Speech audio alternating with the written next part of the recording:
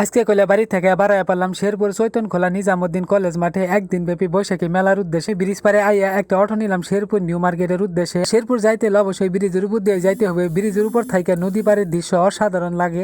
এই দিক দিয়ে দেখি বিশাল বড় একটা গরুর বাজার। আজকে কইলে হাটের দিন। আর জামালপুর শেরপুরের মধ্যে সব থেকে বড় গরুর হাটের বাজার হইতেছে সাতপাকিয়া গরুর হাটের বাজার। এখানে দেশের বিভিন্ন প্রান্ত থেকে পাইকাররা আসে ক্রয় বিক্রয় করার জন্য। প্রাকৃতিক পরিবেশ দেখে দেখে যাইতে লাগলাম শেরপুর চৈতনখোলার উদ্দেশ্যে।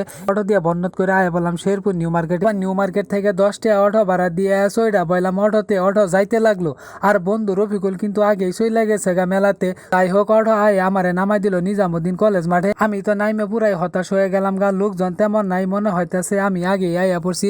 তো এই দিক দিয়ে পরে কি করলাম, বন্ধু রফিকুলের মাইরে দিলাম ফোন। বন্ধু বললাম যে বন্ধু তুই কই আসো? রফিকুল আমারে বললো যে তুই একটু সামনে আই গে। তো সামনে আই গে দিই যে ওরে সর্বনাশ, আঙ্গরে জামালপুর শেরপুরে সব বড় বড় কন্টেন্ট ক্রিয়েটার আয়ে পড়ছে একসাথে। সবারে দেখে আমার মনটা খুব ভালো হয়ে গেল গা।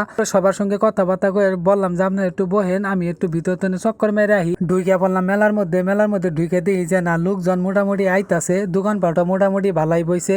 এই দিক দিয়ে চোখের সামনে পড়ে গেল গা মাটির সব জিনিসপাতি। আর এই জিনিসপাতি দেখে আমার মনে পড়ে গেল গা ছোটবেলার কথা। আঙ্গরের সময়ে এরা মাটির জিনিস পাওয়া যাইতো। আর এই মেলাতে আমি এই মাটির জিনিসগুলা পাই গেলাম গা।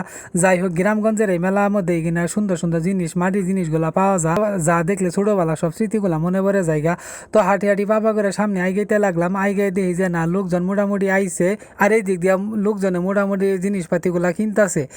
হচ্ছে শেরপুরে একটি প্রত্যন্ত গ্রাম অঞ্চলে, যেখানে হচ্ছে প্রতি বছর হচ্ছে বৈশাখ মাসকে উপলক্ষ করে এখানে মেলার আয়োজন করা হয়। আর এখানে মোটামুটি দেখলাম যে মেলাটা হচ্ছে হয় একদিন ব্যাপী। বিভিন্ন ধরনের হচ্ছে মহিলাদের প্রসাধনী সামগ্রী উঠেছে, মানে যে মেয়েদের বিভিন্ন ধরনের হচ্ছে অর্নামেন্টস আপনারা এখানে রেমিটেশনের জিনিসগুলো পেয়ে যাবেন মেলাতে। তো গ্রাম বাংলার মেলাতে মূলত এই জিনিসগুলো সব থেকে বেশি পাওয়া যায়। আর আমি একটা জিনিস সব থেকে বেশি লক্ষ্য করে দেখছি যে মেলাতে ছেলেদের জিনিসটা খুব কম পাওয়া যায়, ঠিক না? কিছু তো যাইয়া দেখি আবার চুরি খেলা, অনেকেই চুরি খেলায় অংশগ্রহণ করে কেউ কেউ জিতে নিতেছে স্পিড। চাইয়া দেখি যে গিন্নি খেলা, ছোটবেলা দেখছিলাম এই গিন্নি খেলাটা। আবার এই মেলাতে দেখলাম বাপরে বাপ অনেকদিন পরে এত সুন্দর একটা খেলা দেখলাম, যা আবার পুরোনো দিনের স্মৃতিগুলা মনে পড়ে যেতেছে। মেলা মানে হইলো মুড়ি মুটকি গজার দোকান। এই মেলাতেও অনেক মুড়ি মুটকি এবং গজার দোকান হয়েছে। দোকানদাররা সুন্দর করে পলসা সাজায় মুড়ি মুটকি নিয়ে বসে আছে। লোকজন এসে এখানে আবার কেনাকাটাও করতেছে। দেখলাম কেউ কেউ ফুচকা শরবত আবার আচার ব্যস্ত আছে। লোকজন পছন্দ গরমের মধ্যে এগুলো আবার খাইতেছে। তো এখানে আর কিছুক্ষণের ভিতরে হচ্ছে ঘোড়া দৌড় প্রতিযোগিতা শুরু হবে। মোটামুটি এই যে যারা হচ্ছে ঘোড়া সোয়ারি আছে তারা কিন্তু এখানে চলে আসছে।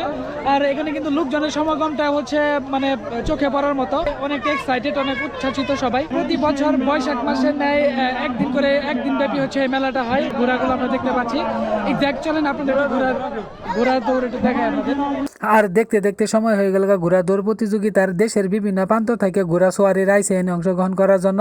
আর এই দিক দিয়া পুরা মাঠ কানায় কানায় পরিপূর্ণ হয়ে গেছে। তোমার নাম কি? বাসা কোথায়? আপনারা খেলা দেখার জন্য জামালপুর পাতালিয়া। একটা নির্দিষ্ট এই ঘোড়া দিয়ে রাইড করবা, দৌড়াবা? তোমার বাসা কোথায়? নবীনগর। এই শেরপুর নবীনগর। কত বছর ধরে ঘোড়া দৌড় খেলতেছো? 4 বছর। আমরা ডিসকোয়ালিফাই ঘোষণা করব।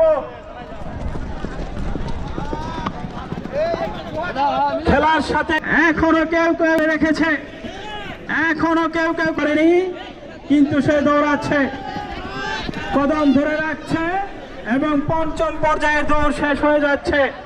হয়ে গেছে হচ্ছে ঘোড়া দৌড় 9 চক্কর চলে গেছে। এবার আসলে 9 চক্কর হবে। তো লোকজন অনেক এক্সাইটেড। এবার আসলে 9 চক্কর হবে খেলার প্রতিযোগিতায় অংশগ্রহণ করার জন্য। আর চলিতেছে 9 চক্কর, উঠতেছে। দশম চক্করে খেলা শেষ হবে। তারা হচ্ছে এইভাবে তারা হচ্ছে ঘোড়া দৌড় 9 চক্কর শেষ পর্যায়ে রয়েছে। দশম রাউন্ড, মাঠ প্রদক্ষিণের দশম রাউন্ড পেতে যাচ্ছে। সংঘর্ষ বাজাবে না, দয়া করে সংঘর্ষ বাজাবে না। এবং আমরা প্রথম স্থান পেয়ে গেছি। আমরা